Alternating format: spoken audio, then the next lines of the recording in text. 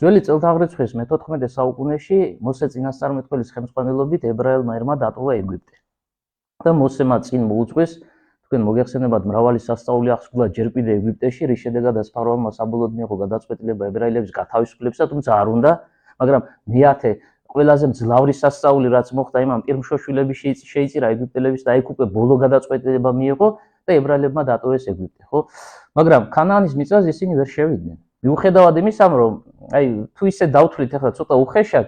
ეგვიპტიდან ქანაანდამდე მისასვლელი დრო ერზეა ლაპარაკი, ხო? 1,5 მილიონი, 2 მილიონი კაცი ახლა სწრაფად ისინი ვერ იბლიდნენ და აი მაქსიმალურად შევამოკლოთ და შევამციროთ მათგან გადადგმული ნაბიჯები და გავლილი გზა.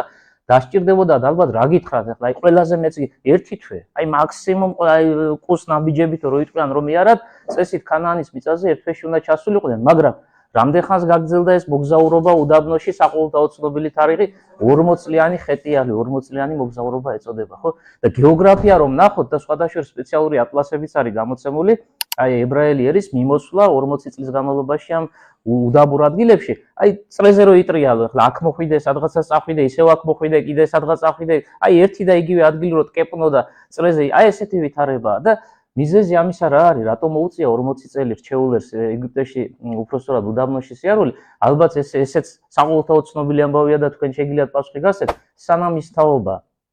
არა მოიწურა არ გარდაიცვალა რომელიც მონობაში იყო დაბადებული და ცნობიერება მონური ეგვიპტეში ცხოვრების პერიოდში ათვისებული ქონდა და სოფხედველობა უკვე შექმნილი იყო მანამდე ხალხის შესვლა ქანაანის მიწაზე არ ხდება და რატომ არ ხდება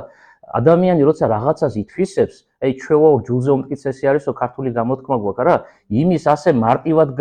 ამოცილება მოშორება და გადაგდება არ გახლავთ მით უმეტეს როცა ამ რელიგიურ საკითხებზეა ლაპარაკი ხომ სოფხედველობრივ საკითხებზეა საუბარი და აი რადგან ამ საზოგადოების გონება ცნობიერება გაუკუღმართებული იყო და გაუკუღმართების მასშტაბებს და რაოდენობას ვინ ჩამოთვლის ახლა ძალიან რთული იქნება ყველაფერი შემოვხაზოთ არა მაგრამ აი ყველა მიმართულებით ეს გაუკუღმართება სახეზეა ამ ხალხის შესვლა ქანაანის მიწაზე სადაც ახალი თავისუფალი სახელმწიფო უნდა დაფუძნდეს ხო მონობის ქვეშ კი არა თვითონ უნდა იყვნენ გამკარგავნი ამ ქვეყნისა აი ამ ხალხის ცნობიერებას ეს არ შეუძლია მონობაში მყოფი საზოგადოების ცნობიერებას თავისუფალი სახელმწიფო შექმნის საშუალება არ გააჩნია და აი ამიტომაც განგებულებითად გამოყენებული იქნა ეს 40 წლიანი პერიოდი რა დროის განმავლობაში ეს ხალხი როგორც უკვე ვთქვით კიდე გავიმეორებ წრეზე მიმოდის მიდის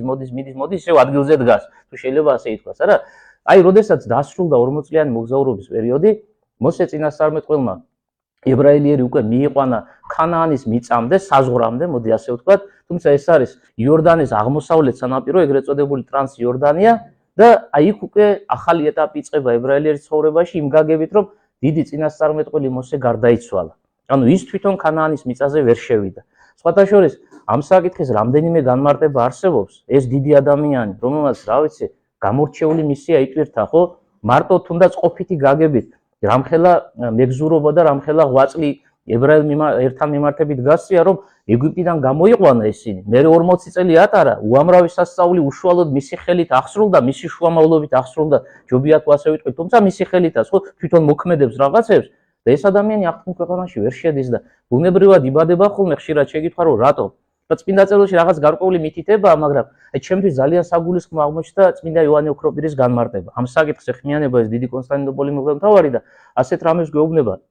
თუ კი მოხდებოდაო ისე რომ მოსე ებრაელ ერთან ერთად გადალახავდა მდინარე იორდანეს და ქანაანში დამკვიდრდებოდა და ის ხომ უნდა გარდაიცვალოს რაღაცა დროს ადამიანია როგორი განსაკუთრებულიც არ უნდა იყოს დრო და ჟამი მისი სადღაცას დასრულდება მისი საფლავი ეწოდინებოდა რჩეულერს და იმდენად დიდი პატივით იყო აღჭურვილი მისი სახელი და მისი პიროვნება გააღმერთებდნენ და კერპად რომ არ ქცეოდაო რჩეულერსო ამიტომაცო განგებულებითათო სანამ გადალახავდნენ იორდანეს იქ ერთ-ერთ თაზიადის კვდება და მისი საფლავი ანუ ადგილსამყოფელი კაციშვილმა არ იცის რჩეული ერის არც ერთ შვილს მოსეს გარდაცვალება და სად დაიკრძალა ეს ადამიანი ეს არ უნახავს